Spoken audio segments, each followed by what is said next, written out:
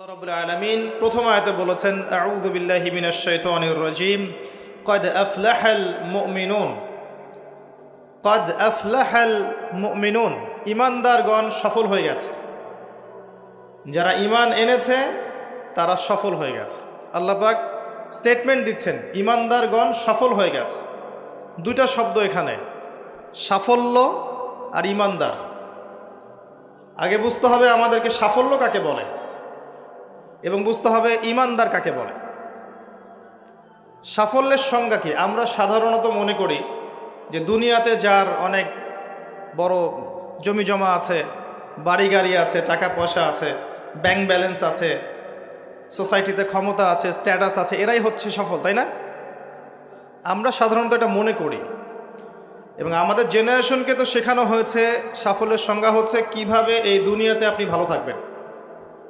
একটা চাকরি, একটা ব্যবসা, একটা সুন্দরী নারী, স্ত্রী, একটা বাড়ি, একটা মার্সিডিস, জমি জমা, পলিটিক্যাল পাওয়ার, এগুলো হচ্ছে সাফল্যের মানদণ্ড আমাদের কাছে।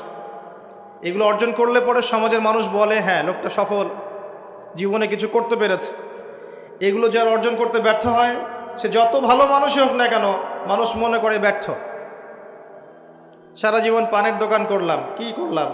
সারা জীবন সবজি বিক্রি করলাম, সারা জীবন ছোট্ট একটা ব্যবসা করে খাইলাম, ছোট্ট চাকরি করলাম, জীবনটাই যেন বৃথা। মানুষের দর্শন, চিন্তা দর্শন এখন এমন।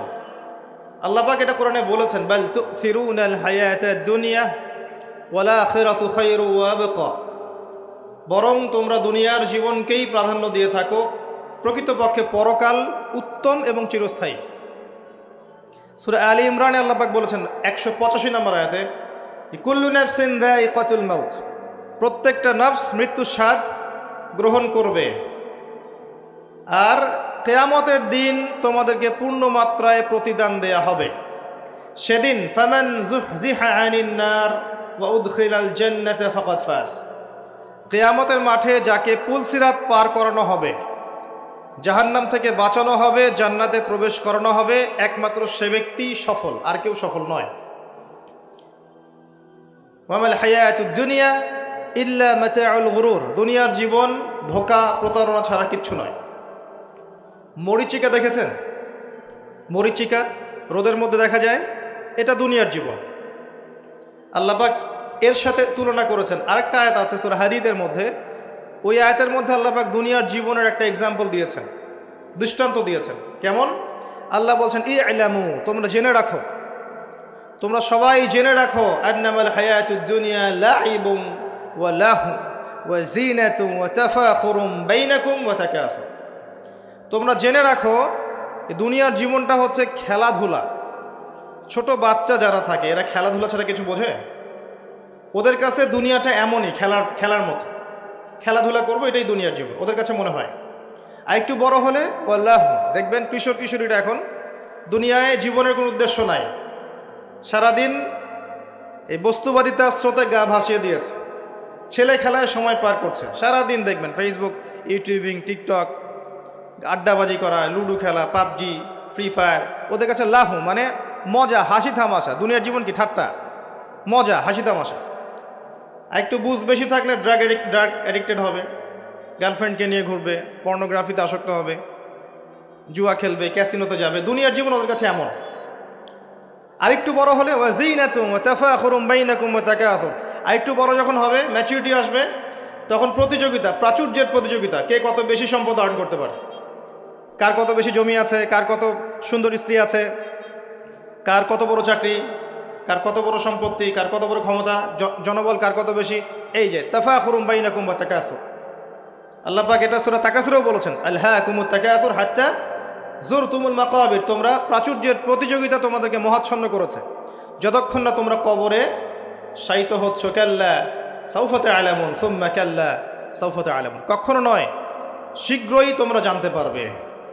আবারও বলছি, শীঘ্রই তোমরা জানতে পারবে। কাল্লা লাউ তা'লামুনা ইলমাল ইয়াকিন, তখন ইলমাল ইয়াকিনে জানবে। একটা জিনিস পড়ে জানার নাম ইলমাল ইয়াকিন নয়, অনুধাবন করবেন যখন, তখন আপনার কাছে ইলমাল ইয়াকিন হবে। যেমন আপনাকে যদি বলি যে গোলাপ ফুলের গন্ধ আর রজনীগন্ধার গন্ধের মধ্যে পার্থক্য লিখে বলেন, লিখিত আকারে পার্থক্য বলেন বা ভাষায় প্রকাশ করেন, পারবেন? কথা বুঝতে পারছেন? গোলাপ ফুলের গন্ধ এবং রজনীগন্ধার গন্ধের মধ্যে কি পার্থক্য আছে আমাকে লিখিত আকারে দেন বা ভাষায় প্রকাশ করেন, পারবেন? এটা সম্ভব? মধুর মিষ্টি কেমন আর এই যে আপনার গুড় এর মিষ্টি কেমন লিখিত আকারে বলুন বা ভাষায় প্রকাশ করুন, পারবেন? কিভাবে পারা যাবে? কিভাবে? যদি আপনি দুইটা ফুল কাছে নেন, নিয়ে দুটার ঘ্রাণ শোকেন, সুখে আপনি বুঝতে পারবেন, অনুধাবন করবেন। ইলমাল ইয়াকিন, এটা হচ্ছে ইলমাল ইয়াকিন। আপনার নিশ্চিত জ্ঞান হলো যে এই গন্ধটা এমন, এই গন্ধটা এমন। পরে আপনি বলবেন অমুকের গন্ধটা গোলাপের মতো আর অমুকের গন্ধটা রজনীগন্ধার মতো। এই যে ইলমাল ইয়াকিন, মধু খান আবার গুঁড়ো খান, স্বাদ যখন বুঝবেন আপনি বুঝে ফেলবেন যে কোনটা কিসের স্বাদ। এই চাক্ষুষ জ্ঞানটাকে বলা হয় কি? ইলমাল ইয়াকিন। কবরের আযাব না ভোগ করলে মানুষ বুঝবে না পরকাল কি জিনিস, ওইটা ইলমাল ইয়াকিন। আমি বুঝাতে পারছি? কবর যখন চাপ দিবে নাউযুবিল্লাহ, তখন মানুষের ইলমাল ইয়াকিন হবে যে এটাই সেই শাস্তি। সূরা দুখান পড়ে দেখেন, আল্লাহ পাক বলেছেন যুক ইন্নাকা আনতাল আজিজুল কারীম, শাস্তি ভোগ করো, আজকে শাস্তি ভোগ করো। পৃথিবীতে অনেক সম্মানিত ছিলে, আজকে শাস্তি ভোগ করো। এটাই সেই শাস্তি যা তুমি অস্বীকার করেছিলে। তখন বুঝবেন কোনটা ইলমাল ইয়াকিন।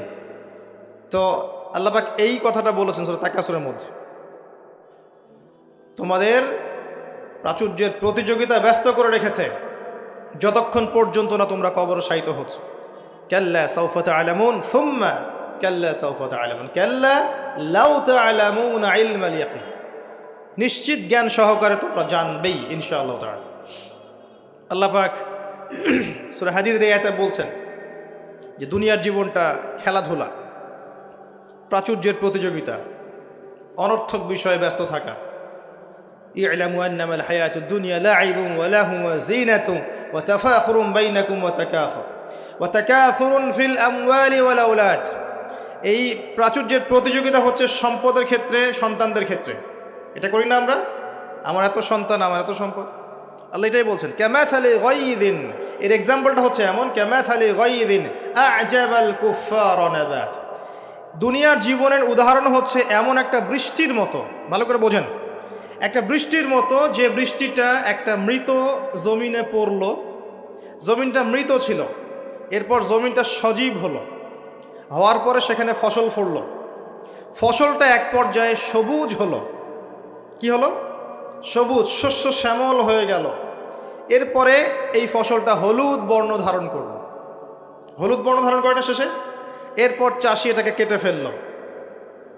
এই যে বৃষ্টি পড়ল, মৃত জমিন জীবিত হলো, এই যেখানে বীজ দেয়া হলো, ফসল ফললো, ফসলটা সবুজ হলো, তখন চাকচিক্যময় চারপাশ, শস্য শ্যামল, সুজলা সুফলা, না? খুব ভালো লাগছে। এরপরে আবার দেখবেন ওইটা পিত বর্ণ ধারণ করবে, হলুদ হয়ে যাবে, চাষি ওটাকে কেটে ফেলবে। সুম্মা ইয়াকুনু ফাতারাহু মুসফাররান সুম্মা ইয়াকুনু হুতামা। এরপর এই যে ফসলটা কেটে ফেললেন, এটার খড়কুটা পড়ে থাকলো না, এটা দিয়ে আপনি জাল দিবেন, আগুন জ্বালাবেন, তাই না? রান্নার কাজে ব্যবহার করবেন। এই হলো দুনিয়ার জীবন। ওয়াফিল আখিরাতি আযাবুন শাদীদ, আর পরকালের জীবনে স্থায়ী, এখানে আছে কঠিন শাস্তি, অথবা ওয়া মাগফিরাতু মিনাল্লাহি ওয়া রিদওয়ান, অথবা থাকবে আল্লাহর মাগফিরাত মানে ক্ষমা এবং সন্তুষ্টি। ওই দুনিয়ার ওই ছোট্ট জীবনটাকে যারা আল্লাহর বিধান অনুযায়ী চালাতে পারবে, পরকালে ওদের শাস্তির কোনো ভয় নেই। লা খাউফুন আলাইহিম ওয়া লা হুম ইয়াহজানুন। এই জীবনটায় যারা তাকাসুর, ভোগবিলাস, লাহু, এগুলোতে ব্যস্ত থাকবে, এদের পরকাল হবে আযাবুন শাদীদ, কঠিন শাস্তির। ওয়া মাল হায়াতুদ দুনিয়া ইল্লা মাতাউল গুরুর। এই হলো সূরা হাদীদের আয়াত। দুনিয়ার জীবন প্রতারণা ছাড়া কিচ্ছু নয়। অতএব তোমাদের করণীয় কি? তার পরের আয়াতে বলা আছে ওয়াসাবিকু ইলা মাগফিরাতিম মির রাব্বিকুম ওয়া জান্নাহ। অতএব তোমরা দুনিয়ার জীবনকে প্রাধান্য না দিয়ে পরকালের দিকে ফোকাস করো, তোমার রবের পথের দিকে ফোকাস করো।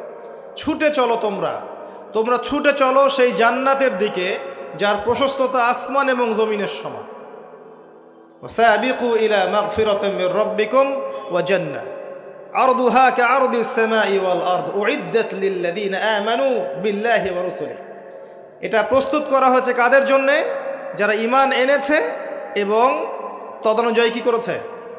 আমল করেছে। আল্লাহর প্রতি ঈমান এনেছে রাসূলগণের প্রতি ঈমান এনেছে, তদনুযায়ী আমল করেছে, এই মুমিনদের জন্য জান্নাত প্রস্তুত করা আছে। আল্লাহ পাক এই সূরায় বলছেন কদ আফলাহাল মুমিনুন। কথা বুঝতে পারছেন এবার? সফল কারা হয়েছে? এই মুমিনরা। আর আফলাহার সংজ্ঞা আল্লাহ পাক দিয়ে দিলেন ফামান যুহজিহা আনিন নার ওয়া উদখিলাল জান্নাহ ফাকাদ ফাজ। পরকালে যে জান্নাতে যাবে, জাহান্নাম থেকে বাঁচবে, একমাত্র সেই ব্যক্তি সফল, আর কেউ সফল নয়। এখন কদ আফলাহাল মুমিনুন আয়াতের মধ্যে সাফল্যের সংজ্ঞা আপনি শিখে ফেললেন। দুনিয়ার জীবনের সাফল্য চিরস্থায়ী নয়, পরকালের সাফল্য চিরস্থায়ী। দুনিয়ার সবচেয়ে আরামে আয়েশে থাকা ব্যক্তিকে আল্লাহ পাক 1 সেকেন্ডের জন্য জাহান্নামে প্রবেশ করাবেন। হাদিস এসেছে, দুনিয়াতে আল্লাহ পাক যাকে সবচেয়ে বেশি নিয়ামত দিয়েছেন, one kind of Bill Gates. কথা বুঝতে পারছেন? ইমানদার ছিল না, কাফের ছিল, প্রচুর ধন সম্পদ আল্লাহ পাক দিয়েছেন। আল্লাহ পাক তাকে 1 মুহূর্তের জন্য জাহান্নামে ঢোকাবেন কিয়ামতের মাঠে, ঢুকিয়ে বের করবেন। বের করে বলবেন, দুনিয়াতে সুখে ছিলে? দুনিয়াতে কি সুখে ছিলে তুমি? তখন সেই ব্যক্তি বলবে, সুখ কি জিনিস আমি জানি না, সুখ শান্তি কি জিনিস আমি জানি না। 1 সেকেন্ডে। এরপরে পৃথিবীতে সবচেয়ে কষ্টে যে ব্যক্তি ছিল, ধরে নেন আজকে সিরিয়ার মাজলুমদের মতো কেউ, বা প্যালেস্টাইনের মাজলুমদের মতো কেউ, বা আপনাদের এখানেও অনেক মাজলুম আছেন, পৃথিবীর বিভিন্ন জায়গায় এখন মাজলুমদের সংখ্যাই বেশি। যাই হোক, তাকে ঢোকানো হবে জান্নাতে 1 সেকেন্ডের জন্য, 1 মুহূর্তের জন্য, ঢুকিয়ে আবার বের করা। আল্লাহর 1 মুহূর্ত আবার আমাদের মতো নয়, ওই 1 মুহূর্তেই সে অনন্তকালের স্বাদ পেয়ে যাবে। আল্লাহ পাকের 1 মুহূর্ত, তাতে অনন্তকালের স্বাদ সে পেয়ে যাবে ইনশাআল্লাহ। এবার বের করবেন, দুনিয়াতে কষ্টে ছিলে? দুনিয়াতে কখনো কষ্টে ছিলে? এই ব্যক্তি বলবে, কষ্ট কি জিনিস আমি তো জানি না, কষ্ট কি জিনিস আমি তো জানি না। অর্থাৎ এই হাদিস থেকে বুঝতে পারছি, দুনিয়াতে আমরা যে যত ভালোই থাকি না কেন, পরকালে যদি সফল হতে না পারি, দুনিয়ার জীবন বৃথা। ওই যে বাবু তোমার তো 16 আনাই বৃথা, একটা কবিতা আছে না, পড়েছিলেন? এখন তো এগুলা বই থেকে উঠিয়ে দেওয়া হচ্ছে মোটামুটি। ওমর ফারুক একটা কবিতা ছিল, পড়েছেন? এখন আমরা পড়েছিলাম, এখন এগুলো নাই। আস্তে আস্তে আস্তে আস্তে টেকনিক্যালি ভ্যানিশ হয়ে যাচ্ছে, মানে হাওয়ায় মিলে যাচ্ছে। সুবহানাল্লাহ। এই বিশ্বে কোনো কিছুই এমনি এমনি হচ্ছে না। এই বিশ্বে যা কিছু হচ্ছে এর পিছনে কোনো না কোনো কারণ থাকে। কারণটা ফাইন্ড আউট করতে হলে আপনাকে খিজির হতে হবে। কি হতে হবে? তাকে পাবেন কোথায়? কোথায় পাবেন? মাজমাউল বাহরাইন, 2 সাগরের মিলনস্থলে পাবেন। সূরা কাহফ, নবী মুসা আলাইহিস সালাম এবং খিজির আলাইহিস সালামের গল্প পড়েন, ঘটনাটা পড়েন। এখানে আপনি দেখবেন খিজির আলাইহিস সালামকে আল্লাহ পাক বাহ্যিক জ্ঞানের সাথে সাথে আধ্যাত্মিক জ্ঞান দিয়েছিলেন। যখন বাহ্যিক এবং আধ্যাত্মিক জ্ঞান একত্রিত হবে, মাজমাউল বাহরাইন, 2 সাগর মিলে যাবে, তখন আপনি নূর লাভ করবেন, বসিরা লাভ করবেন, অন্তর্দৃষ্টি লাভ করবেন। তখন আপনি চারপাশের বিষয়গুলো গভীরভাবে বুঝতে পারবেন ইনশাআল্লাহ। শুধু বাহ্যিক চোখ দিয়ে দেখলে প্রশ্ন করবেন, নৌকা কেন ফুটা করলেন, বাচ্চাকে কেন হত্যা করলেন, আর এই দেয়াল কেন নির্মাণ করলেন? কারণ মুসা আলাইহিস সালাম বাইরের চোখ দিয়ে দেখছিলেন, আর খিজির আলাইহিস সালাম ভিতরের চোখ দিয়ে দেখছিলেন। ভিতরের চোখ তখনই খুলবে যখন এখানে আল্লাহর নূর আসবে। আর নূর পাবেন সূরা নূরের মধ্যে, বলে দিলাম। নূর কোথায় পাবেন? সূরা নূরের মধ্যে। আরও কিছু কাজ আছে নূর পাওয়ার, তার মধ্যে অন্যতম একটা হচ্ছে মনের মধ্য থেকে যাবতীয় হিংসা, গীবত, বিদ্বেষ, তোহমত, এই যে সমালোচনার অপসংস্কৃতি আর অহংকার, রিয়া দূর করে ফেলতে হবে। আর এগুলো চাইলেই দূর করা সম্ভব নয়, এগুলো চাইলেই দূর করা সম্ভব নয়। যাদের মনের মধ্যে এগুলো নাই তাদের সাথে ঘোরাফেরা করতে হয়। হ্যাঁ, যাদের মনের মধ্যে এগুলো নাই তাদের সাথে ঘোরাফেরা করলে, তাদের সাথে ওঠা বসা করলে, তাদের বইপত্র পড়লে, তাদের লেকচারগুলো শুনলে, তখন আপনার মধ্যে একটা তাসির হয়। শুধু দূর থেকে কথা শুনে বই পড়ে কিন্তু সব অর্জন হয় না। যদি তাই হতো তাহলে একটা কিতাব ধরিয়ে দিয়েই আল্লাহ পাক ক্ষান্ত হয়ে যেতেন। কিতাব নাজিল করেছে, পড়ে নাও বাসায় গিয়ে। নবী সাল্লাল্লাহু আলাইহি ওয়াসাল্লাম যে সূরাগুলো নাজিল হয়েছে বলতেন বাসায় গিয়ে পড়ে নাও, বাস হয়ে যাও। ব্যাপারটা কেমন ছিল? তিনি নিজে আমল করেছেন, সাহাবীদেরকে আমল করে দেখিয়েছেন, সাহাবায়ে কেরাম তার সংস্পর্শে থেকে ইসলাম শিখেছেন। এখন ডিফিকাল্ট সিচুয়েশন, আপনি যাবেন কোথায়, কার সংস্পর্শে যাবেন? অনেক ক্ষেত্রে এমনও দেখা যাবে যারা ইসলামের ধারক আর বাহক, তাদের ভিতরে ইসলাম নাই। বাহ্যিকভাবে মনে হবে ইসলামের ধারক বাহক, ভিতরে নিজেরই ইসলাম নাই। তো খুব ডিফিকাল্ট। এই জন্য আল্লাহর কাছে দোয়া করতে হবে, আল্লাহ আমাদেরকে উপযুক্ত আলেম, উপযুক্ত ওলামায়ে কেরাম, উপযুক্ত উস্তাদ, উপযুক্ত মাশায়েখ এগুলো দান করেন। তারপরে আল্লাহ পাক ইনশাল্লাহ দান করবেন ইনশাআল্লাহ আযজা ওয়া জাল। যাই হোক, পয়েন্ট একটা শিখলাম, দুনিয়ার জীবন চূড়ান্ত না। দুনিয়ার জীবনের সবচেয়ে সুখী ব্যক্তিও জাহান্নামে গেলে বলবে সুখ কি জিনিস আমি জানি নাই। আর দুনিয়ার সবচেয়ে কষ্টে থাকা ব্যক্তি জান্নাতে গেলে বলবে দুঃখ কি জিনিস আমি জানি না। মানুষ দোয়া করলে কয়েকটা জিনিস হয়। মানুষ দোয়া করলে রিজিক যদি হালাল হয়, আকীদায় যদি শিরিক না থাকে, আমলে যদি বেদাত না থাকে, দোয়া করলে দোয়া কবুল হয়ে যাবে ইনশাআল্লাহ। দোয়া করলে দোয়া ডাইরেক্ট কবুল হয়, অথবা আল্লাহ পাক এই দোয়ার বিনিময়ে তার ভবিষ্যতের কিছু বিপদ আপদ ছড়িয়ে দেন। মনে করেন আপনি দোয়া করেছেন, অনেক দোয়া করেছেন, ইনস্ট্যান্ট আপনি রেজাল্ট পান নাই, তা আপনি জানেনই না এই দোয়ার বদৌলতে আপনার আগামীর বিপদ আল্লাহ কাটিয়ে দিয়েছে। এটা আল্লাহ জানেন, আপনি জানেন। অথবা কি হতে পারে, অথবা কিয়ামতের মাঠে এই বিনিময় দেওয়ার জন্য আল্লাহ পাক প্রতিদান রেখে দিবেন নিজের কাছে। এবং আমরা অনেকেই কিয়ামতের মাঠে উঠব, উঠে আল্লাহ পাক আমাদেরকে দেখাবেন, আমল নামা দেখাবেন এবং বলবেন অমুক দিন তুমি এই দোয়া করেছিলে, আমি এই দোয়াটা ওই সময় দেইনি, তোমার জন্য জমা রেখেছি, আজকে সেই দোয়ার বিনিময় তোমাকে দান করব। ওই দিন মানুষ বলবে, আমরা বলবো যে কাশ দুনিয়াতে আমার কোনো দোয়াই যদি কবুল না হতো। কথা বুঝতে পারছেন? দুনিয়াতে যদি আমার কোনো দোয়াই কবুল না হতো, আজকে সব প্রতিদান পেতাম। একজন অসুস্থ ব্যক্তি, যার দুনিয়াতে প্রচুর রোগ ছিল, কিয়ামতের মাঠে যখন দেখবে যে এগুলোর প্রতিদান কত হাজার হাজার নেকি সে পাচ্ছে, তখন সে বলবে দুনিয়ার পুরো জীবনটাই যদি অসুস্থ থাকতাম কতই না ভালো। আমি বুঝাতে যাচ্ছি, এরকম অনেক হাদিস আছে, বলতে গেলে রাত শেষ হয়ে যাবে, যে দুনিয়ার জীবনটার মূল্য আল্লাহর কাছে খুব বেশি নয়, একটা মাছির পাখার সমানও নয়। যদি হতো তাহলে কোনো কাফের মুশরিককে আল্লাহ পাক এক ঢোক পানি খেতে দিতেন না। আর আজকে আমাদের চিন্তা চেতনা সমস্ত বিষয় দুনিয়া কেন্দ্রিক। আমাদের পড়াশোনার উদ্দেশ্য দুনিয়া, ব্যবসার উদ্দেশ্য দুনিয়া, চাকরির উদ্দেশ্য দুনিয়া, আমাদের সামাজিক কাজগুলোর উদ্দেশ্য দুনিয়া, সব কিছুই দুনিয়া কেন্দ্রিক। আর আমরা সবাই মনে করছি দুনিয়াই দুনিয়া, এরপরে আর কিছু নাই। মনে রাখবেন, যে ব্যক্তি দুনিয়ার জন্যে দুনিয়া করে, শুধু দুনিয়ার জন্যই দুনিয়া করে, সে দুনিয়া পরকাল দুটোই হারাবে। আর যে ব্যক্তি পরকালের জন্য দুনিয়া করবে, সে ইহকাল পরকাল দুটোই পাবে ইনশাআল্লাহ। কথা বুঝতে পারছেন? যে ব্যক্তি দুনিয়ার জন্যই দুনিয়া করবে, সে দুনিয়া আখিরাত দুটোই হারাবে। দুনিয়ার জন্য যদি আমি দিনের কাজও করি তাও হারাবো। কথা বুঝতে পারেন নাই? দুনিয়ার স্বার্থে যদি আমি দিনের কাজ করি, ইসলামকে নিয়ে দুনিয়ার স্বার্থ অর্জন করতে চাই, তাহলে দুনিয়া আখিরাত দুটোই হারাবো। আর যদি পরকালে আল্লাহ সন্তুষ্টি পাওয়ার জন্য আমি দুনিয়া করি, আল্লাহ পাক পরকাল দুনিয়া দুটোই দিবেন ইনশাআল্লাহ। আল্লাহ পাক আমাদেরকে বোঝার তৌফিক দান করুন, আমিন। আশা করি আমরা সাফল্যের সংজ্ঞাটা বুঝতে পেরেছি। কারা সফল হবে? মুমিনরা। এবার আসেন, মুমিন কারা? সহজ কথায় বলছি, যারা 6টা বিষয় বিশ্বাস করে। কয়টা? 6টা পিলারে যারা বিশ্বাস করে। 1 নাম্বার, মুহাম্মদ সাল্লাল্লাহু আলাইহি ওয়াসাল্লামকে জিজ্ঞেস করা হয়েছিল না, ইয়া মুহাম্মদ সাল্লাল্লাহু আলাইহি ওয়াসাল্লাম আখবিরনি আনিল ঈমান, আমাকে ঈমান সম্পর্কে বলুন। মনে আছে হাদিসটা?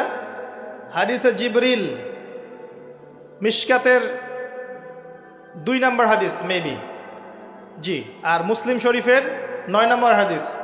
জিবরাইল আলাইহিস সালাম মানুষের বেশ ধরে নবী সাল্লাল্লাহু আলাইহি ওয়াসাল্লামের কাছে এসেছিলেন, তার হাঁটুর সাথে হাঁটু লাগিয়ে বসেছেন, বসে 4টা প্রশ্ন করেছিলেন।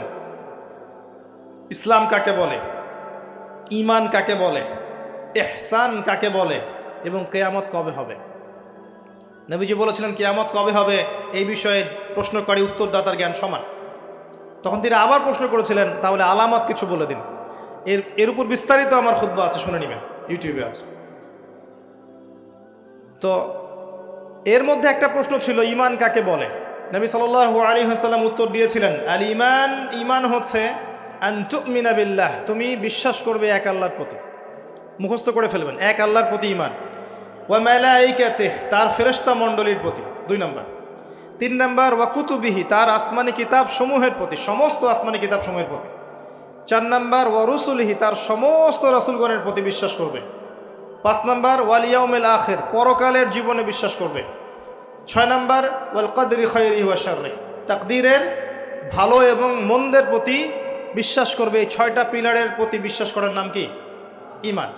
বলেন তো আমার সাথে, 1 নম্বর আল্লাহর প্রতি, 2 নম্বর ফেরেশতা মণ্ডলীর প্রতি, 3 নম্বর আসমানি কিতাব সমূহের প্রতি, 4 নম্বর নবী রাসূলগণের প্রতি, 5 নম্বর পরকালের জীবনের প্রতি, 6 নম্বর কি?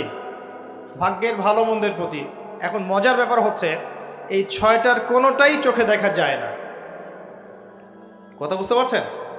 এই 6টার কোনোটাই আপনি চোখে দেখতে পারবেন না। আল্লাহ দেখেছেন, মালায়েকা ফেরেশতা দেখেছেন, আসমানি কিতাব সমূহ, আগের আসমানি কিতাবগুলো দেখেছেন। আমি তো বারবার একটা কথা বলি লেকচারে, যে অনেক মুসলিম তো কোরআনও দেখেনি। এমন মুসলিম নাই? আছে, অবশ্যই আছে, দিন দিন ওদের সংখ্যা বাড়ছে। হ্যাঁ, কেমব্রিজ, অক্সফোর্ড, হার্ভার্ড থেকে পড়ে আসছে, কোরআন দেখেনি। হ্যাঁ, আপনি তোলা তোলা করে বড় করেছেন, ইউনিভার্সিটিতে পড়ে আপনার ছেলে কোরআন দেখেনি কখনো। দেখেছে যে তার বাবার মৃত্যুবার্ষিকীতে হুজুর এসে একটা বই পড়ে, তার নাম কোরআন, তার কাছে এরকমই মনে হয়। এরকম জেনারেশন আছে না? এদেরকে খিজির আলাইহিস সালাম পেলে হত্যা করতেন। ওই যে ছোট্টবেলায় একটা বাচ্চাকে হত্যা করলেন, মনে আছে? একটা ছোট্ট বাচ্চাকে খিজির আলাইহিস সালাম হত্যা করেছিলেন। নবী সাল্লাল্লাহু আলাইহি ওয়াসাল্লাম বলেছিলেন, কে জন্য হত্যা করলেন? একটা অপরাধ করলেন আপনি। খিজির আলাইহিস সালাম বলেছিলেন, এই বাচ্চা যদি বড় হতো তাহলে বিশাল কাফের হতো এবং নিজে কুফরি করতো, পিতামাতাকে কাফের বানিয়ে ছাড়তো। এই হলো সেই জেনারেশন যেটাকে আমরা বড় করছি এখন। বিশ্বাস করেন এটাই সেই জেনারেশন। আর সূরা কাহফ কিন্তু শেষ জামানার সূরা। এই সূরা আপনাকে দাজ্জাল থেকে বাঁচাবে। দাজ্জাল আগমনের সময় বিশ্বের কি অবস্থা হবে এটা ওই সূরার মধ্যেই দেয়া আছে। এটাকে আপনাকে বুঝতে হবে গভীরভাবে। যাই হোক, আসেন, আসমানি কিতাবসমূহ আমরা কিন্তু দেখিনি, কোরআন আমরা দেখেছি। নবী রাসূলগণ কোন নবীকে দেখেছেন? এমনকি আমরা কি আমাদের নবীকেও দেখেছি? দেখিনি। ওয়াল ইয়াউমিল আখির, পরকালকে দেখেছেন? পরকালের কিছুই দেখিনি আমরা। দেখেছি? আমরা শুনেছি কবরে আযাব হয়, দেখেছেন কখনো? কবর চাপা দিবে, দেখেছেন? কবরের প্রশ্নোত্তর হবে, দেখেছেন? কবরে যে আমরা দাফন করে দিয়ে আসি, কখনো কি দেখা যায় এগুলো? আমরা কি রূহ বা আত্মাকে দেখেছি? দেখেছি? এরকম পরকালের প্রতিটা স্তর, কিয়ামতের মাঠ, মিজান, পুলসিরাত, জান্নাত, জাহান্নাম, আমলনামা দেখেছি? দেখি নাই। আমাদের কাঁধের ফেরেশতা দেখেছি? কিচ্ছু দেখি নাই।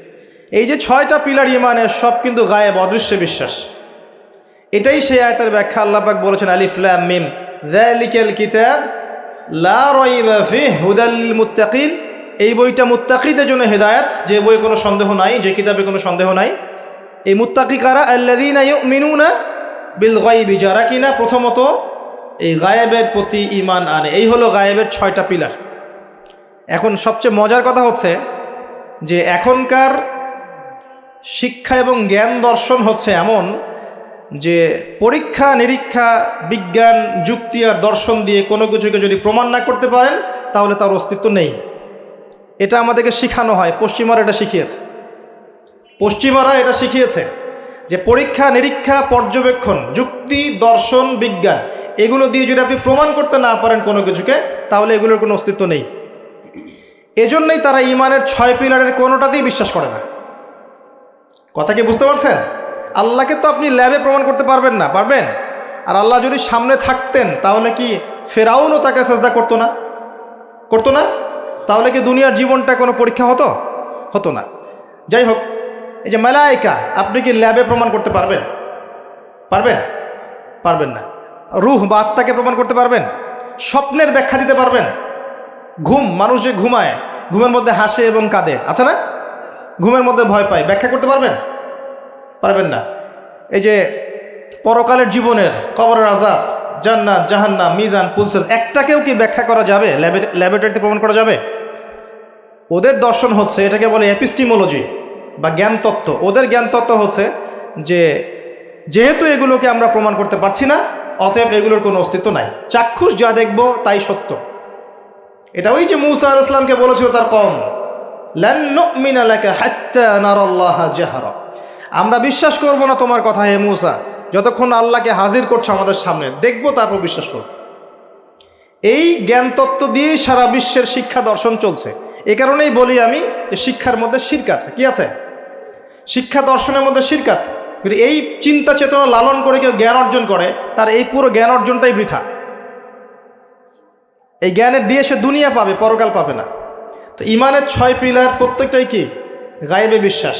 এগুলো বিশ্বাস করতে হবে, এটাই দুনিয়ার জীবনের পরীক্ষা।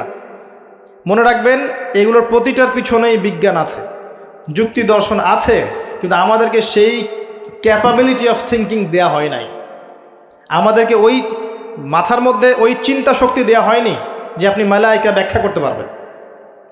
যখন মৌতের আলামত শুরু হবে, মানুষের চোখ লোহার মতো তীক্ষ্ণ হয়ে যাবে। আছে না সূরা কফের মধ্যে, ফাকাশাফনা আনকা গিতাআক ফাবাসারুকা ইয়াওমা হাদিদ, এই যে তোমার চোখ আজকে লোহার মতো তীক্ষ্ণ হয়ে গেছে, পরকালকে দেখতে পারবে সে। মৃত্যুর সময় দেখবেন মানুষ চোখ খুলে তাকিয়ে থাকে, তাকিয়ে থাকে না, চোখ বন্ধ করে দেয়া হয়। তার রুহটা যে মালায়েকা নিয়ে চলে গেছেন সে দেখতে থাকে, রুহটাকে ফলো করতে থাকে। মানুষের সায়েন্স বলে এখন মানুষের বডি যখন মারা যায় তারপরও চোখ জীবিত থাকে। চোখের মধ্যে চোখ সবচেয়ে শেষে নষ্ট হয়। চোখের এই যে ইন্দ্রিয়ের ক্ষমতাটা, এটা মানে ডেড বডি মারা যাওয়ার সাথে সাথেই শেষ হয়ে যায় না, চোখের এই ক্ষমতাটা বাকি থাকে। দেখবেন চোখ তাকিয়ে আছে। যদি ভালো মানুষ হয়, একটা জান্নাত থেকে সিঁড়ি নামিয়ে দেওয়া হয় এবং সিঁড়িতে করে তার আত্মা চলে যাবে ইল্লিনে ইনশাআল্লাহ। আর খারাপ হলে কোথায় যাবে? সিজ্জিন। এটা বারজাখের জীবন, এখানে আযাব দেয়া হচ্ছে। মেরাজের রাতে নবী সাল্লাল্লাহু আলাইহি ওয়াসাল্লাম দেখে আসছেন না, সুদখোরের শাস্তি রক্তের নদীতে ফেলে মাথা ফাটিয়ে দেওয়া হচ্ছে। জেনাকারের শাস্তি, সামনে ভালো গোশত আছে, এদিকে খারাপ গোশত আছে, পচা গোশত খাচ্ছে। গীবত করে শাস্তি দেখেছেন, এতিমের মাল আত্মসাৎকারী এরকম করে আগুনের দলা খাচ্ছে, পায়ুপথ দিয়ে আগুন বের হয়ে যাচ্ছে। অনেক শাস্তি দেখে এসেছেন। এক শ্রেণীর বক্তার শাস্তিও দেখেছেন, নাউযুবিল্লাহ, আল্লাহ পাক হেফাজত করুন আমাদেরকে। আগুনের কেচি দিয়ে জিহ্বা কেটে দেয়া হচ্ছে, আগুনের কেচি দিয়ে জিহ্বা কেটে দেয়া হচ্ছে। সেটা হচ্ছে বলতো, কাজের বেলা কিছু ছিল না, এবং শরীয়তের মূল বিষয়কে বিকৃত করে ফেলতো এই শাস্তি। যাই হোক, তো এই 6 পিলারে কি করতে হবে? এই 6 পিলার 3টা কাজ করতে হবে। একটা হচ্ছে এই 6টা পিলারে প্রথমে আপনাকে আমাকে মনে বিশ্বাস করতে হবে, এটা 1 নাম্বার। তাসদীক বিল জিনান, ইকরার বিল লিসান, এরপর আপনাকে মৌখিক স্বীকৃতি প্রদান করতে হবে। এরপর আমালু বিল আরকান, কাজে বাস্তবায়ন করতে হবে। আর ঈমান কিন্তু ইয়াজিদু ফিত তাআহ, আল্লাহর আনুগত্যে ঈমান বৃদ্ধি পায়। ওয়া ইয়ানকুসু ফিল মাসিয়া, এবং আল্লাহর অবাধ্যতা করলে ঈমান কিন্তু কমে যায়। ঈমান বাড়ে, ঈমান কমে। ঈমানের 6টা পিলারকে আবার 3টা কাজ করতে হবে: মনে বিশ্বাস, মুখে স্বীকৃতি, কাজে বাস্তবায়ন। কাজে বাস্তবায়ন করতে গেলে আপনি অনেক সময় ভুল করে ফেলতে পারেন, গুনাহ করে ফেলতে পারেন। গুনাহ করে ফেললেই, কবিরা গুনাহ করলেও কেউ কাফের হয়ে যাবে না, সে বড়জোর ফাসেক জালেম হতে পারে। তার তওবার দরজা কি থাকবে? খোলা থাকবে। তওবা করে সে ফিরে আসতে পারে। মৌতের আগ পর্যন্ত ওর তওবার দরজা খোলা আছে। আল্লাহ পাক চাইলে তাকে তওবা নসিব করতে পারেন। এই জন্য কেউ কবিরা গুনাহ করলেই তাকে কাফের মনে করার কোনো সুযোগ নেই। যারা ইসলামের নামে জঙ্গিবাদ ছড়িয়েছে তারা এই আকীদায় বিশ্বাস করে যে কেউ যদি কবিরা গুনাহ করে তাহলে কাফের হয়ে যাবে। কথা বুঝতে পারছেন? এটা খারেজি আকীদা বলে। কি আকীদা? খারেজি আকীদা। এরা বিশ্বাস করে কেউ কবিরা গুনাহ করলেই কাফের হয়ে যায়, অতএব ওকে মারা হালাল, ওর রক্ত হালাল, ওর সম্পদ হালাল। এই কারণে দেখবেন মুসলিম কান্ট্রিগুলোর মধ্যে এই যে মুসলিম থেকে হত্যা করা হচ্ছে, হত্যা মুসলিম থেকে করা হচ্ছে, নাম দেওয়া হচ্ছে জিহাদ। এটা আমেরিকার এবং ইসরায়েলের এজেন্ডা ছিল, এর বেশি কিছু না। খুব সতর্ক, যুব সমাজ খুব সতর্ক থাকবেন। মানে কিছু মানুষের গরম গরম লেকচারে পথভ্রষ্ট হয়ে যায় না। এত সহজেই একজন মুসলিম কাফের হয়ে যায় না। কবিরা গুনাহ করলেই কোনো মুসলিম ব্যক্তি কাফের হয়ে যায় না। সে বড়জোর ফাসেক জালেম হতে পারবে, তার তওবার দরজা বন্ধ হয়ে যায় না, বরং খোলা থাকবে। মৌত পর্যন্ত সময় আছে তার তওবা করে ফিরে আসা। খুব সাবধান। এই জায়গায় সেই সমস্যা যেটা আপনারা ধরতে পারবেন না। এটা এই সমস্যাগুলো পলিটিশিয়ান ধরতে পারবে না, কিন্তু এটা হচ্ছে জ্ঞানতাত্ত্বিক সমস্যা, ধর্মতাত্ত্বিক সমস্যা। এখানে এই ব্যাখ্যা দিয়ে যুবকদের মাথা ওয়াশ করা হয়েছে। খুব সাবধান। এখানে আল্লাহ পাক বলছেন কদ আফলাহাল মুমিনুন, এইভাবে যারা ঈমান নিয়ে আসবে তারা সফল। তাহলে ঈমানের বিষয়টা আমরা বুঝলাম যে আমরা শৈথিল্যবাদীও হব না, চরমপন্থীও হব না। আমরা ঈমানের 6 পিলারে বিশ্বাস করব, মৌখিক স্বীকৃতি দিব, মনে বিশ্বাস করব, কাজে বাস্তবায়ন করব। কাজ করতে গিয়ে যদি ভুল ত্রুটি হয়ে যায়, কবিরা গুনাহ হয়ে যায়, তওবা করে ফিরে আসার সুযোগ আছে। কবিরা গুনাহ করলেই কেউ কাফের হয়ে যায় না, বরং সে বড়জোর ফাসেক জালেম হতে পারে। তার তওবার রাস্তা খোলা আছে, তাকে হত্যা করা আমার জন্য বৈধ নয়। সিম্পল। এইভাবে যারা ঈমান আনবে তাদেরকে বলা হচ্ছে আফলাহাল মুমিনুন, তারা সফল হয়ে গেছে। এবং তাদের আরও কিছু কোয়ালিটি আল্লাহ পাক বলেছেন, আমি একটা একটা করে বলে শেষ করছি। আল্লাহ পাক বলেছেন আল্লাযীনা হুম ফি সলাতিহিম খাশিউন। এভাবে ঈমান আনার পর তাদের প্রথম কাজ, তারা নামাজের মধ্যে খুশু খুজুর সাথে নামাজ পড়ে, যেটা এখনকার ডিজিটাল নামাজে আপনি পাবেন না। খুশু খুজুর সাথে নামাজের কয়েকটা শর্ত: ওয়াক্ত ঠিক থাকতে হবে, নামাজের পদ্ধতি ঠিক থাকতে হবে, নামাজের ধীর স্থিরতা বজায় থাকতে হবে। নামাজে আপনি কি পড়ছেন, কি বলছেন, এটা বোঝার চেষ্টা করতে হবে। এই জন্য আমি কিছু টিপস আপনাদেরকে এর আগেও দিয়েছি, আবার বলছি, এটা আমি ব্যক্তিগতভাবে উপলব্ধি করেছি যে নামাজের মধ্যে যদি আপনি প্রতিদিন প্রতি ওয়াক্তে একই সূরা পড়তে থাকেন, মনোযোগ কমে যাবে। আপনি এক এক ওয়াক্ত নামাজে এক এক সূরা পড়েন, ভেরিয়েশন রাখেন, আপনি নামাজে মনোযোগ পাবেন বেশি। এটা একটা টিপস। একটা টিপস হচ্ছে নামাজে যা পড়ছেন, আল্লাহু আকবার থেকে আসসালামু আলাইকুম রাহমাতুল্লাহ পর্যন্ত প্রতিটা শব্দের অর্থটা জানার চেষ্টা করেন এবং ওই অর্থের দিকে মনোযোগ দেন। আপনার নামাজে মনোযোগ এদিক ওদিকে যাবে না ইনশাআল্লাহ। নামাজ যে ইমাম পড়াবে তাকে স্বাধীনতা দেন, ধীর স্থিরভাবে ওকে নামাজ পড়াতে বলেন এবং যিনি ইমামতি করবেন তার তেলাওয়াতটাকে অত্যন্ত সুললিত করার চেষ্টা করেন। সুন্দর তেলাওয়াত শুনলে মনোযোগ বেড়ে যায়, খেয়াল করে দেখবেন। তারাবির নামাজে সুন্দর তেলাওয়াত থাকলে দেখবেন মনোযোগ এদিক ওদিক যাচ্ছে না। এবং দুনিয়াবি কাজগুলোকে ফারেক হয়ে নামাজ পড়তে আসে, মাথায় 10টা কাজ নিয়ে নামাজ পড়তে আসবেন, রিল্যাক্সে নামাজ পড়ে। এবং নামাজের সময় আশপাশের শব্দ যেন না হয় খেয়াল রাখে। বাসায় বলে দিবেন নামাজের সময় আমাকে ডিস্টার্ব করবেন। নামাজের সময় ফোন আসলে আমাকে নক করার দরকার নাই, নামাজের সময় গেট নক করবে না। মানে নামাজটাকে আপনি সর্বোচ্চ গুরুত্ব দেন। কারণ কি, এটা পড়ার জন্যই তো পৃথিবীতে এসেছি। ওয়ামা খালাকতুল জিন্না ওয়াল ইনসা ইল্লা লিয়াবুদুন। দুনিয়াতে আসছি কেন ভাই? আল্লাহর ইবাদত করতেই তো। এখানে এত তাড়াহুড়ার কি আছে? এরপর আল্লাহ পাক তো সহজ করে দিয়েছেন। আপনি মুসাফির হলে কসর করতে পারবেন, পারবেন না? মুসাফির হলে কসর করতে পারবেন। আল্লাহ পাক নামাজের যে আহকাম আরকানগুলো দিয়েছেন, এগুলোর মধ্যে নামাজের ফরজ, ওয়াজিব, সুন্নত, মুস্তাহাব যেগুলো আছে, ঠিকঠাক করে নামাজ পড়লে নামাজটা খুশু খুজুর সাথে হবে ইনশাআল্লাহ। আল্লাহ পাক আমাদেরকে সবাইকে খুশু খুজুর সাথে 5 ওয়াক্ত নামাজি বানিয়ে দিন, আল্লাহুম্মা আমিন। আর মুকিম যারা থাকবেন, চেষ্টা থাকবে জামাত ধরার জন্য। এটা ব্যক্তিগত উপলব্ধি আমার। জামাতে সালাত পড়লে যেরকম মনোযোগ আসে, মনটা তৃপ্তি হয়, বাসায় নামাজ পড়লে সেটা হয় না। এটা হয় না। নামাজ জামাতে যখন যাব, ওযু করলাম, ইবাদত, পায়ে হেঁটে যাচ্ছি, গুনাহ মাফ হচ্ছে, সবার সাথে দেখা সাক্ষাৎ হয়, প্রথম কাতারে দাঁড়ানোর সুযোগ হয়, আপনার ইমামতি করলে মনোযোগ আরও বেশি থাকে, নামাজের পরে বসে জিকির আজগার করার সুযোগ হয়, নামাজের পরে আবার 2-1 হাদিস পড়ার সুযোগ হয়। পুরো কাজটা মিলে কিন্তু দেখবেন মনটা মানে কি বলবো, প্রশান্তিময় হয়ে ওঠে। বাসায় একা একা ঠিকঠাক নামাজ পড়লে এটা হয়ে ওঠে না। তবে কিছু নামাজ বাসায় পড়তে নবীজি বলেছেন, এতে করে বাসায় রহমত বরকত নাজিল হবে।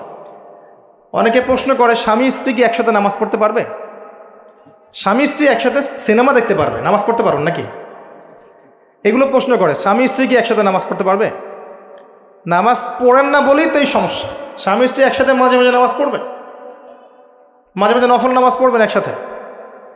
এতে করে দেখবেন মহব্বত বাড়ছে, পরিবারের শান্তি বাড়ছে। স্বামী স্ত্রী একসাথে সারা দুনিয়া ঘুরে বেড়ায়, বেপর্দা হয়ে ফেসবুকে ছবি দেয়, এগুলো করতে পারবে, নামাজ পড়তে পারবে? জিজ্ঞাসা করছে, একজন প্রশ্ন করছে। আল্লাহ পাক বোঝার তৌফিক দান করুন, বোধশক্তি দান করুন। ঈমান আনার পর প্রথম কাজ কি ভাই? সালাত। এরপর আল্লাহ পাক বলছে ওয়াল্লাযীনা হুম আনিল লাগওয়ি মু'রিদুন। যারা অনর্থক কথা এবং কাজ থেকে দূরে থাকে, অনর্থক অহেতুক ফাহেসা কথা এবং কাজ থেকে দূরে থাকে, এরা হচ্ছে মুমিন, সফল হচ্ছে। খেয়াল করে দেখবেন আমাদের জীবনের বেশিরভাগ কথা এখন অনর্থক হচ্ছে, অহেতুক, অহেতুক গীবত, অহেতুক তহমত, অহেতুক সমালোচনা। 3-4 জন একসাথে বসলেই গীবত।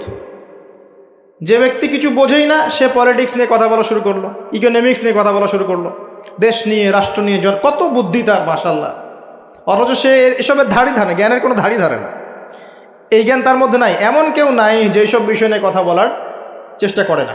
সবাইকে সব বিষয়ে কথা বলতে হবে না তো, যে বিষয়ে দক্ষ সে সেই বিষয়ে কথা বলবে। তো আমরা কিন্তু কথা খুব বেশি বলি, অহেতুক কথাবার্তা, অহেতুক কাজ। দেখবেন অহেতুক কাজে আমাদের যুব সমাজ সময় নষ্ট করছে। ঘুম থেকে ওটা থেকে শুরু করে দেখেন, অহেতুক আড্ডা মারবে, অহেতুক বাইক নিয়ে ঘুরছে মেয়ের পিছনে, অহেতুক বান্ধবীর পিছনে ঘোরা, দেখবেন অহেতুক আড্ডা মারা, কফি শপে বসে থাকা, অনলাইনে সারাদিন অনলাইনে স্ক্রল করতে থাকা, অহেতুক দেখবেন বসে বসে গেমস খেলছে, যে গেমসের কোনো মূল্যই নাই, সময় নষ্ট করছে নিছক মনোরঞ্জনের জন্য। এরকম প্রচুর কাজ। মেয়েদেরকেও দেখেন সেম কাজ করছে, সারাদিন দেখবেন ওই সাজুগুজু নিয়ে পড়ে আছে, অহেতুক সিরিয়াল দেখছে বসে বসে, ঘন্টার পর ঘন্টা চলে যাচ্ছে, রিমোট নেওয়াই যায় না হাত থেকে। সারাদিনের সব কাজ আগে শেষ করে সন্ধ্যার সময় বসতেই হবে, সন্ধ্যা থেকে রাত 10টা সিরিয়াল, 10টা সিরিয়াল দেখে শেষ করবে। তারপর বাঘের মুখ থেকে খাবার কেড়ে নিয়ে আসতে পারবেন, কিন্তু আপনার স্ত্রীর হাত থেকে রিমোট নিতে পারবেন না।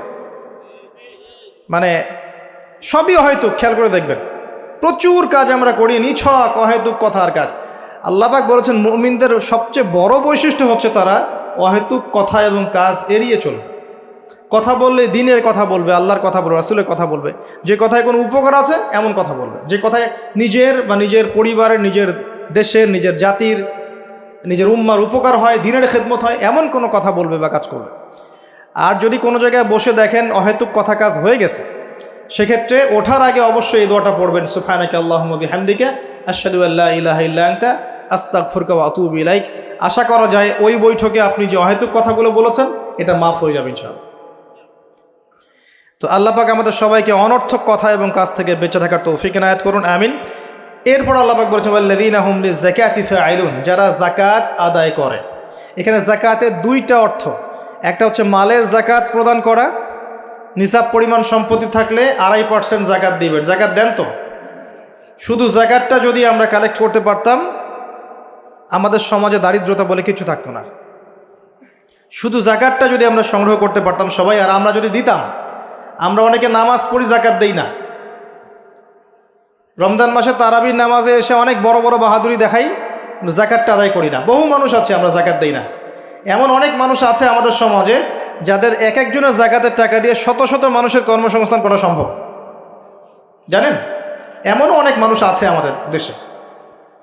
আমরা বলি না যে আমরা মধ্যম উন্নয়ন অগ্রগতির দেশ, তাই বলছি না এখন, কিন্তু উন্নয়নশীল দেশ হলে আমাদের মধ্যে এমন অনেক মানুষ আছে যাদের সম্পদ মাশাআল্লাহ ওই আকাশের চূড়ায় পৌঁছে গেছে। যাকাত নেন, দেখবেন অনেক কিছু করা সম্ভব। স্বেচ্ছায় যাকাত দেওয়ার মানসিকতা তৈরি করুন, এটা ফরজ জিনিস, নফল নয়। এটা একটা অর্থ। নিসাব পরিমাণ সম্পদ থাকলে যাকাত দিয়ে দিন। যদি যাকাত না দেন, সূরা তাওবা পড়ে দেখেন আপনার জন্য কি শাস্তি অপেক্ষা করছে। সম্পদ গলিয়ে কপালে, গালে, পিঠে সব জায়গায় আল্লাহ পাক লেপটে দিবেন, দিয়ে বলবেন হাযা মা কানাসতুম লিআনফুসিকুম, এটাই সেই সম্পদ যা তুমি তোমার জন্য জমিয়ে রেখেছিলে। ফাযুকুল আযাব বিমা কুনতুম তাকনিসুন, আজকে স্বাদ ভোগ করো, আযাব চাখো, যে সম্পদ তুমি সঞ্চয় করেছিলে এর স্বাদ তুমি চেখে দেখো। আল্লাহ পাক আমাদেরকে যাকাত প্রদান করার তৌফিক দান করুন, আমিন। যাকাত এবং ইসলামিক ইকোনমিক্স নিয়ে আমি ইনশাআল্লাহ ডিটেলস কোন একটা লেকচার আলোচনা করব ইনশাআল্লাহ। আরেকটা অর্থ হতে পারে যাকাতের, হতে পারে না এটা অর্থই, অন্যান্য অনেক ওলামায়ে কেরাম বলেছেন। এখানে যাকাত আরেকটা অর্থ হচ্ছে আত্মশুদ্ধি, মনটাকে পবিত্র করা। আর আত্মশুদ্ধি অর্জন হবে কিছু কাজে, আমি আবারও বলছি, আত্মশুদ্ধি অর্জন হবে নামাজ বেশি বেশি করে পড়লে এবং নফল নামাজ বাড়িয়ে দিলে, আল্লাহর জিকির বেশি বেশি করে করলে, তাসবিহ তাহলিলগুলো বাড়িয়ে দিলে, সকাল সন্ধ্যায় জিকির করলে, আল্লাহ পাকের কাছে বেশি বেশি দোয়া করলে, বেশি বেশি মৌতের কথা স্মরণ করলে, ইয়েতিমের মাথায় হাত বোলালে, মানব সেবামূলক কাজ করলে, জনগণের কল্যাণ হয় এমন কাজ করলে মন নরম হবে, সফট হবে ইনশাআল্লাহ। এবং মন যত নরম হবে তত বেশি আল্লাহর নূর সেখানে আসবে। একই সাথে মনের মধ্য থেকে যাবতীয় হিংসা, বিদ্বেষ, গীবত, তহমত, অহংকার, রিয়া বের করে ফেলতে পারলে ইনশাআল্লাহ দেখবেন আপনার আমার মনটা পবিত্র হবে। এটাই হচ্ছে তাজকিয়া। আল্লাহ বলেছেন কদ আফলাহা মান যাক্কাহা ওয়া কদ খাবা মান দাসাহা। অন্য সূরায় বলেছেন কদ আফলাহা মান তাযাক্কা ওয়া যাকারা ইসমা রাব্বিহি ফাসাল্লা। আল্লাহ পাক আমাদের সবাইকে আত্মশুদ্ধি অর্জন করার তৌফিক এনায়েত করুন, আমিন। এরপর আল্লাহ পাক বলেছেন ওয়াল্লাযীনা হুম লিফুরুজিহিম হাফিজুন, যারা লজ্জাস্থানের হেফাজত করে। নারী পুরুষ উভয়ের জন্য লজ্জাস্থানের হেফাজতের কথা বলা হয়েছে। আর নারীদের ক্ষেত্রে তাদের পুরো দেহই লজ্জাস্থান, আর পুরুষের সতর আপনারা জানেন। এখানে বৈধ সম্পর্কের বাইরে যত অবৈধ সম্পর্ক আছে সব কিছু থেকে দূরে থাকতে বলা হয়েছে। আপনার চোখের জেনা, মনের জেনা, হাতের জেনা, পায়ের জেনা, সমস্ত জেনা এবং সত্যিকারের জেনা সব কিছু থেকেই দূরে থাকতে বলা হয়েছে। আর লজ্জাস্থান পবিত্র রাখার সবচেয়ে শ্রেষ্ঠ মাধ্যম হচ্ছে পবিত্র স্ত্রীকে বিয়ে করা, বিয়ে শাদী করে নিজের ইজ্জতটাকে হেফাজত করা। এবং এটা প্রাপ্তবয়স্ক হয়ে গেলেই করে ফেলা উচিত। যত ডিলে করবেন পাপ বাড়তে থাকবে। এবং গার্ডিয়ানদের উচিত যদি একটা রিজিকের ব্যবস্থা হয়ে থাকে সন্তানের বয়স হয়ে গেলে বিয়ে দিয়ে দেওয়া ছেলে আর মেয়ের, যাতে করে ওরা পবিত্র জীবনযাপন করে, অবৈধ সম্পর্কগুলো থেকে বেঁচে থাকে। আবার অনেক সময় দেখা যায় যে আমরা বিয়ের পরেও যে পরকীয়া, তারপরে আপনার ব্যভিচার, পতিতালয়ে যাওয়া, ঠিক আছে, নারী পুরুষের অবাধ মেলামেশা, এগুলোও কিন্তু জেনার অন্তর্ভুক্ত। এগুলো লজ্জাস্থানের হেফাজতের খেলাফ। এর বাইরে আবার আছে সমকামিতা। একটা পর্যায়ে গিয়ে দেখা যায় যে ছেলে ছেলের সাথে নাউজুবিল্লাহ সম্পর্ক স্থাপন করে, মেয়ে মেয়ের সাথে নাউজুবিল্লাহ সম্পর্ক স্থাপন করে। এরা হচ্ছে কওমে লুত আলাইহিস সালামের কওম। এদের শাস্তি আল্লাহ পাক দিয়েছেন এভাবে এবং আগামীতেও দিবেন ইনশাআল্লাহ। সেটা হলো আল্লাহ পাক এদেরকে আসমানে উঠিয়েছিলেন, উঠিয়ে পাথর বর্ষণ করে আবার মাটিতে দাবিয়ে দিয়েছেন। এটা কওমে লুতের শাস্তি ছিল। তো এই উম্মতের মধ্যে যদি কেউ এই কাজটা করে, তার জন্য শরীয়তের শাস্তি হচ্ছে মৃত্যুদণ্ড। শরীয়তের শাস্তি হচ্ছে মৃত্যুদণ্ড। কেউ যদি কাজ করে থাকে তাহলে শরীয়ত সম্মতভাবে তার মৃত্যুদণ্ড ঠেকানোর কোনো রাস্তা নাই। আমি বুঝাতে পারছি না। এখানে শরীয়তের আইন নাই। এখনকার বিশ্বে সব জায়গায় শরীয়তের আইন নাই। শরীয়তের আইন হচ্ছে তাকে মৃত্যুদণ্ড দিতে হবে।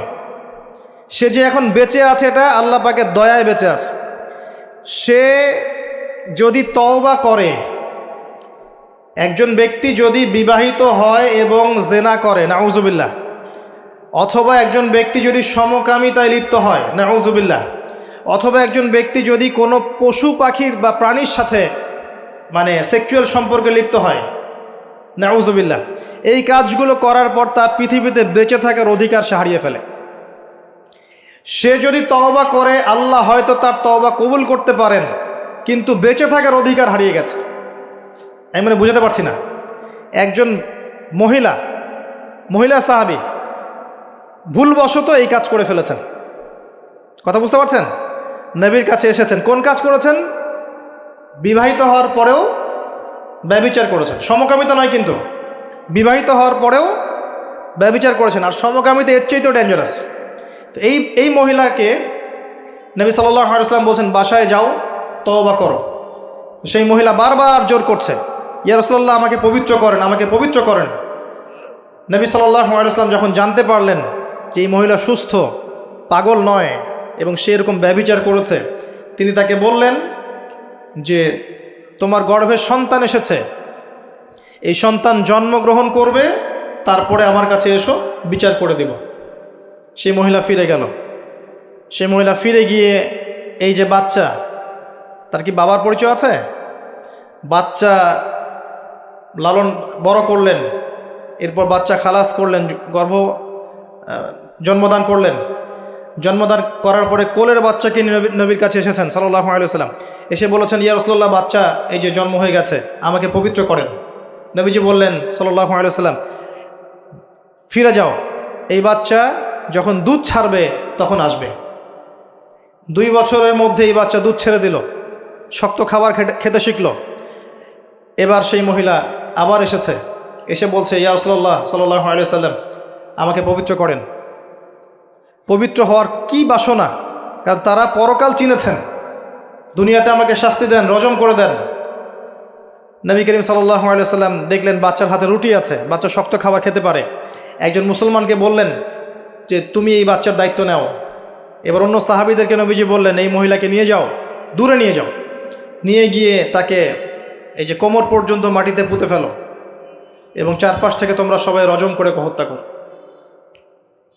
খালিদ বিন ওয়ালিদ রাদিয়াল্লাহু আনহু, বিখ্যাত বীর সাহাবী, তিনিও পাথর একটা ছুঁড়েছিলেন। তার পাথর ছোড়ার পরে মহিলার গায়ে লেগে রক্ত বের হয়ে, ফিনকি দিয়ে রক্ত বের হয়ে তার কাপড় এসে পড়েছে। আর খালিদ বিন ওয়ালিদ রাদিয়াল্লাহু আনহু বলছেন একটা বাজে কথা বলেছিলেন, মুখ দিয়ে একটা বাজে মন্তব্য করে ফেলেছিলেন যে ছি ছি ছি ছি, তোমার রক্ত আমার গায়ে লাগলো। কথা বুঝতে পারছেন না? ছি, তোমার রক্ত আমার গায়ে লাগলো। এই কথা শুনে নবী সাল্লাল্লাহু আলাইহি ওয়াসাল্লাম বলেছেন, হে খালিদ, গুনাহ করার পর এই মহিলা যত তওবা করেছে, এই সমস্ত তওবাগুলোকে যদি একত্রিত করে আল্লাহ পাক মদিনাবাসীর মধ্যে বন্টন করে দেন, তারপরেও এই মহিলার সমান হবে না। এই মহিলা এখন জান্নাতে আছে। আমি আপনাকে বুঝাতে পারি নাই যে তার তওবা আল্লাহ কবুল করেছেন, তার তওবাকে প্রশংসিত করেছেন, কিন্তু তার রজম কিন্তু কার্যকর করা হয়েছে। বিবাহিত হওয়ার পরেও যারা এরকম ব্যভিচারের সম্পর্কে আছেন, বেঁচে থাকার অধিকার হারিয়ে ফেলেছেন। আর যারা সমকামিতায় আছে, এরা তো আরও আগে হারিয়ে ফেলেছে। এদেরকে জনসমক্ষে মৃত্যুদণ্ড দেওয়ার কাজ ইসলামের শরীয়ত মোতাবেক। তো এই বিধান এখন নাই, আপনাকে কেউ এটা করবে না। আল্লাহর কাছে তওবা করেন নীরবে নিভৃতে, আল্লাহ পাক আশা করা যায় গুনাহ মাফ করে দিবেন ইনশাআল্লাহ তাআলা। কিন্তু পৃথিবীতে বেঁচে থাকার অধিকার মানুষ হারিয়ে ফেলে কিছু আমল করলে, এটা সেই আমল। আল্লাহ পাক এই সূরায় বলেছেন লজ্জাস্থানের হেফাজত করতে এবং পবিত্র স্ত্রীদের কাছে ব্যতীত অন্য কোথাও গিয়ে যেন আমরা সম্পর্কে লিপ্ত না হই। আল্লাহ পাক আমাদের সবাইকে পবিত্র থাকার তৌফিক এনায়েত করুন, আমিন। আর দুটা কথা বলে আল্লাহ পাক শেষ করেছেন এই প্রথম দিকের আয়াতগুলো। আল্লাহ পাক বলেছেন ওয়াল্লাযীনা হুম লিআমানাতিহিম ওয়া আহদিহিম রাউন। মুমিন তারা যারা আমানত রক্ষা করে এবং ওয়াদা রক্ষা করে। আমানত আর ওয়াদা, কিয়ামতের আলামত, কিয়ামত কবে হবে সাহাবীরা জিজ্ঞাসা করছেন। নবীজি বলছেন যখন আমানতের খেয়ানত করা হবে। সাহাবীরা বলছেন আমানতের খেয়ানত কিভাবে হবে?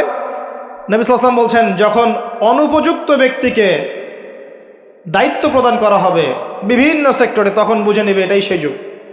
ফান্তাজির সাআহ, কিয়ামতের অপেক্ষা করতে থাকে।